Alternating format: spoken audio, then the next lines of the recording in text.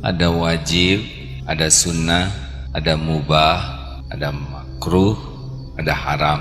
Semua ini dirancang oleh Allah supaya kita bahagia, supaya kita mulia, dan yang terpenting supaya kita selamat kembali ke asal muasal nenek moyang kita, yaitu surga.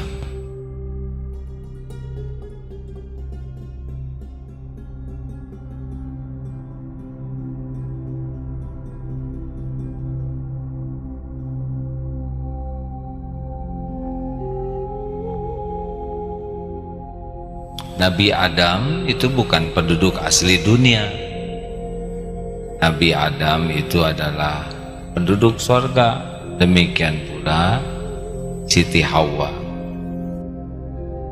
Kita ciptaan Allah, dirancang oleh Allah, dan Allah tahu persis apa yang membuat kita bahagia. Allah tahu persis karena kita ciptaan Dia, yang membuat kita bisa mulia hakiki dan selamat. Nah, semua yang bisa membuat kita bahagia hakiki, mulia dan selamat, disimpanlah pada perintahnya. Jadi kalau kita mendengar perintah Allah itu perintah bahagia, perintah mulia, dan perintah selamat untuk kembali ke surga. Dan apa yang Allah larang itu sudah pasti, itu hanya akan membuat kita sengsara, hina, dan celaka. Tetapi ada tapinya nih, Allah juga menciptakan nafsu, yang nafsu itu menilai sebaliknya. Apa yang Allah suka, nafsu tidak suka. Apa yang Allah tidak suka, nafsu suka, sebagai ujian bagi kita. Yang menciptakan nafsu juga Allah. Setan bagian nipu, setan bagian membisiki saja, supaya kita menampakkan baik sesuatu yang buruk. Nafsu itu kendaraannya.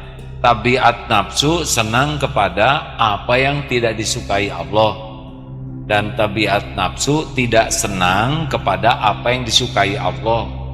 Nah, diperjelas oleh tipu daya setan, dibisiki supaya makin bulat.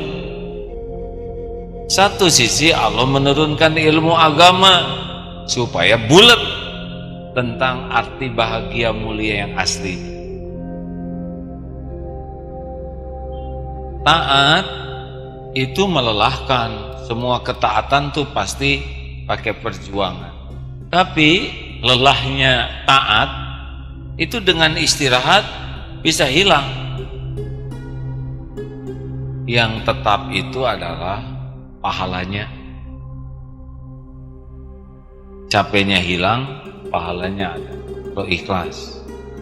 Nafsu, senangnya memuaskan nafsu, enaknya nafsu itu pasti hilang. Yang tetap itu hukuman.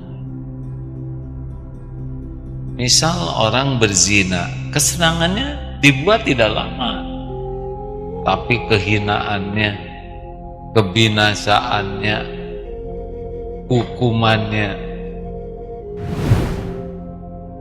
Semua nafsu diciptakan oleh Allah seperti fata morgana.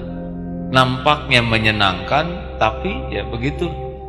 Makanya kalau kita senang beli barang karena nafsu, itu tidak ada ujungnya itu. Terus saja beli lagi, beli lagi. Mulai sekarang nih kita harus sadar, peta itu harus sadar nih, bahwa kebaikan perintah Allah, di sana saya bakal bahagia. Jadi harusnya ya mendengar perintah Allah, perintah sholat, perintah saum, perintah baca Quran, perintah sedekah tuh kayak kita, itu dia yang membuat saya bahagia, itu dia yang saya cari, harusnya begitu. Nah, cuma ujiannya nafsu. Jangan, kamu miskin nanti. Jangan, kamu waktu buat rapatnya terbuang. Ini penting. Pasti nafsu itu cerita yang sebaliknya. Contoh paling sederhana, tahajud. Tahajud jelas disukai Allah. Nafsu tidak suka, ya. Setel beker jam 3. Nanti pasti itu nafsu. Tunggu dulu. Tenang aja, luruskan badan. Selalu akan ada alasan. Dan itu hanya bisikan. Jadi dia tidak bisa menerkam kita, yang membuat kita narik selimut karena kita kalah oleh tipu daya itu. Nafsu tidak bisa narik selimut, ya. Apalagi setan, tarik selimut, cuma nyuruh saja. Kita nggak narik, dia nggak bisa narikin sendiri. Mari kita bulatkan sekarang hati kita. Tiap dengar apa yang Allah sukai, itu yang membuat saya bahagia. Allah suka, itu yang membuat saya mulia. Allah suka, itu yang membuat saya ke surga. That's why gitu, ya. Walaupun berontak nafsu,